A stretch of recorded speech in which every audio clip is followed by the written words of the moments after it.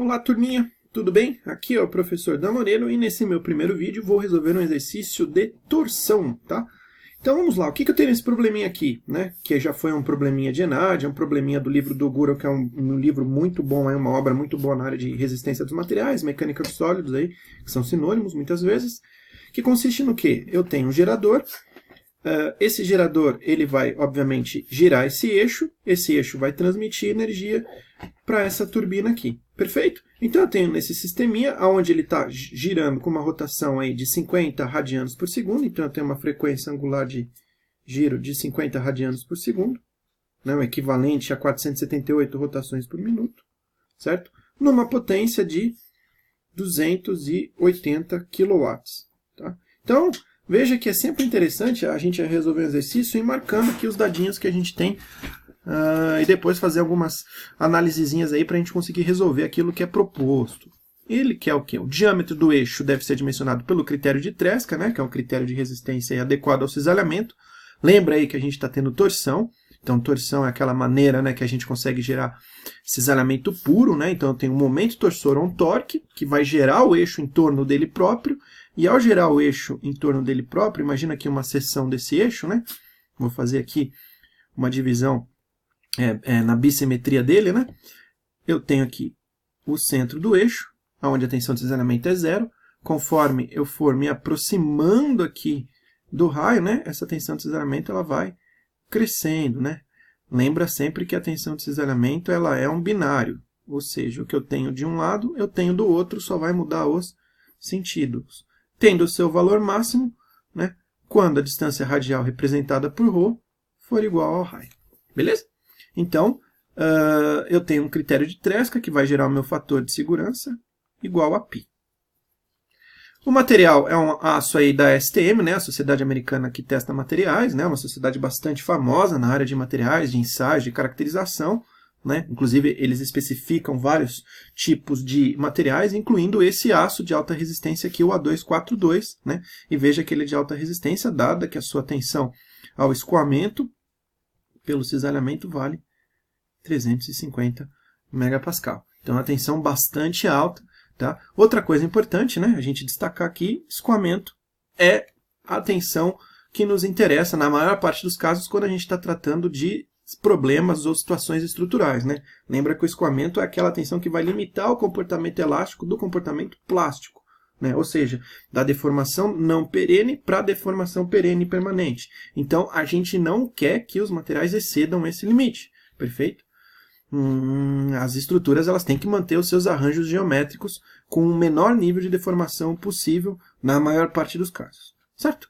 Então, eu tenho aqui minha tensão de 350 MPa, e aí ele está falando que o eixo está sofrendo torção pura, e aí a gente vai desprezar, né, qualquer perda no sistema de transmissão, ou seja, essa potência ela vai gerar o torque, esse torque vai chegar ao mesmo no eixo, eu não vou ter nenhuma perda aí, então eu não preciso me preocupar com isso. Ok, o que eu tenho? Né? Ele quer saber o diâmetro. Eu sei que o diâmetro é 2 vezes o raio.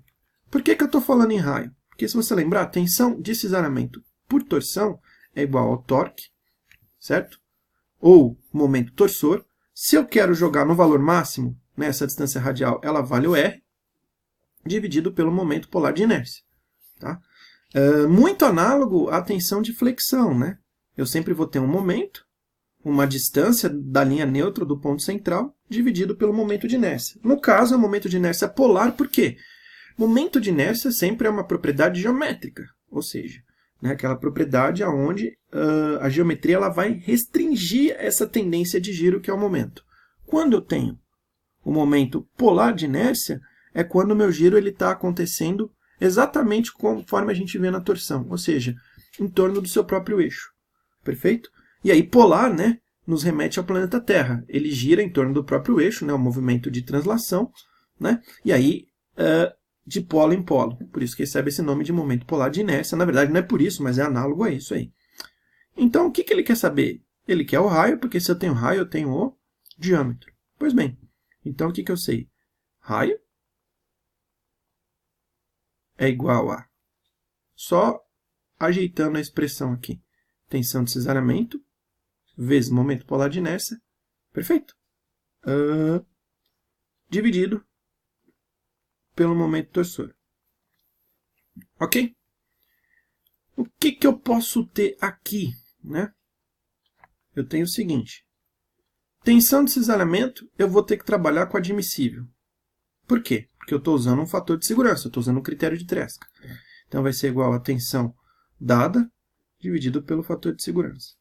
Ou seja, é igual a 350 vezes dividido por π, que é o meu fator de segurança. Momento polar de inércia, J, é π sobre 2 vezes R a quarta. Certo? Então, vamos substituir esses dois valores aqui na minha expressão. Note que esse momento polar de inércia ele é característico de eixo cheio, ou seja, de eixo ou de barras, enfim, circulares, o quê? Não vazado, maciço. Perfeito? Então, meu R vai ficar igual a 350 dividido por π vezes π vezes R a quarta dividido por 2. Tudo isso dividido pelo momento torsor. Certo? Ou seja, na verdade, eu vou precisar aqui, para determinar o R, a única incógnita que me resta é o meu torque, é o meu momento torsor. Por quê? Eu venho aqui, eu corto π com π, certo? 350 dividido por 2, né? 175, certo? Então eu vou ter o quê? R é igual a 175 vezes R a quarta dividido por T. Tá? Se eu quero só o meu R, o que eu faço? Eu venho aqui, passo esse dividindo e esse multiplicando. Então, o que eu vou ter aqui? Vou pegar a borrachinha e vou apagar só para a gente ter um pouquinho mais de espaço aqui. Que a gente já usou, então isso gera um pouquinho mais de espaço para a gente. Voltando, né? O que eu vou ter aqui? Eu vou ter R a quarta, dividido por R fica R ao cubo, o T vai passar multiplicando, então eu vou ter o quê? R ao cubo vezes 175, certo? É igual a T. Maravilha! Então eu tenho que R ao cubo é igual a T dividido por 175. Se eu conheço o T, eu conheço o R. Se eu conheço o R, eu conheço o diâmetro. Certo? Lembrando aqui que isso é um teste, né? Então ele quer o diâmetro mínimo. Então, por exemplo, se eu tiver um valor entre 20 e 40, tem que trabalhar com 40. Se eu tiver entre 40 e 60, com 60 e assim por diante. Certo? Pode ser que o valor não dê redondinho aí. Então, vamos determinar o nosso T. Veja que até então, no problema, a gente não usou nenhuma informação no que tange o que é a rotação do eixo, nem a potência que é fornecida pelo gerador. Mas o que nós podemos saber? Eu sei que é o seguinte, potência, pessoal, aqui é dada em watt, certo? Então, se a gente lembrar, watt é igual a joule por segundo.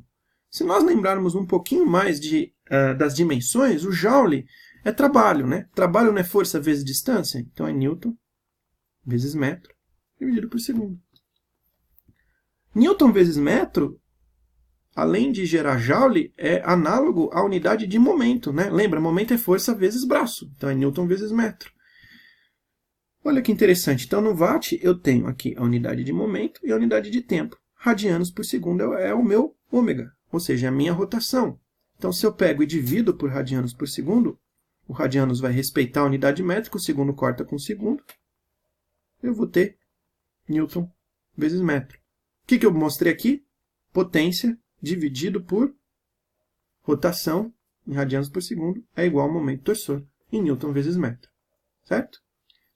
Só tomar um cuidado aqui, que esse 175, né, está em MPa.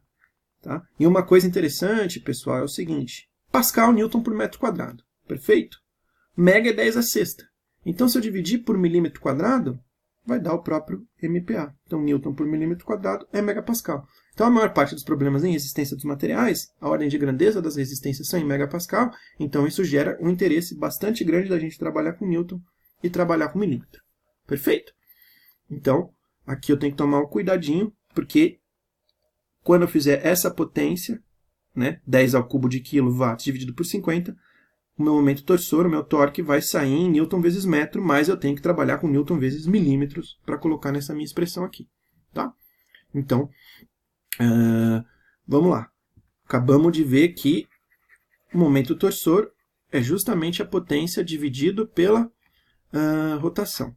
Então, o momento torsor ou torque é a potência 280 vezes 10 ao cubo. Por que 10 ao cubo? Porque está em quilowatts, dividido por 50, certo? Eu vou chegar em 5.600 newton vezes metro. Mas, como eu falei, né, aqui está em MPa, eu preciso trabalhar em milímetro, ou seja, né, eu posso colocar momento torsor 5,6 vezes 10 ao cubo, por conta do próprio número, vezes 10 ao cubo de novo para passar para milímetro, ou seja, vezes 10 a sexta milímetro, newton, né, vezes milímetro aí, e aí resolve o nosso pepininho aí, para poder trabalhar com as ordens de grandezas corretinhas. Então, newton vezes milímetro. Então, basta eu substituir e fazer essa continha. Eu tenho raio e eu tenho diâmetro. Então, vamos fazê-la, né? E assim a gente finaliza o nosso problema aí. Um probleminha não muito complicado, né? Talvez, para quem estaria, né, ali no dia do ENAD que não pode usar calculadora, aí complica um pouquinho mais, mas a gente tem a calculadora em mãos aí, né? Então fica mais simples a gente poder fazer. Então, eu vou usar a canetinha azul. Eu vou ter R ao cubo, vai ser igual a 5,6 vezes 10 a sexta, dividido por 175.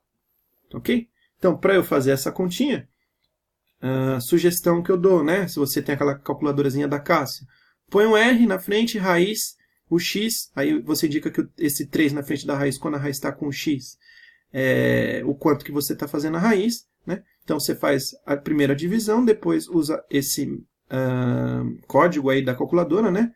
Esse artifício, esse atalhozinho, você vai chegar num R de aproximadamente 32 milímetros. Tá? Sendo 32 milímetros eu quero o diâmetro vai dar aproximadamente 64 milímetros. Ou seja, né, como o enunciado quer o diâmetro mínimo, não pode ser 60. O diâmetro mínimo que eu vou usar é o diâmetro de 80 milímetros. Então, imagina que ele me deu 5 alternativas para eu poder especificar, né, a geometria, o diâmetro desse eixo, para que eu suporte, né, e aí estou suportando até com boa segurança, porque além de usar o critério de Tresca, que é o mais conservativo, estou imaginando que não tem perda de transmissão, então estou dimensionando essa minha situação com bastante segurança, inclusive colocando um material bastante nobre, né, veja que uma tensão de escoamento de 350 ao cisaramento é uma tensão relativamente alta, né, então eu chego na alternativa de 80 milímetros, item D. Beleza? Então, esse aqui é o primeiro vídeo dessa série de exercícios de torção, né? Então nós vamos fazer outros, sempre procurando aí exercícios bem completos, nos quais a gente consiga aplicar as expressões e principalmente entendê-las. Então, um abraço e até a próxima!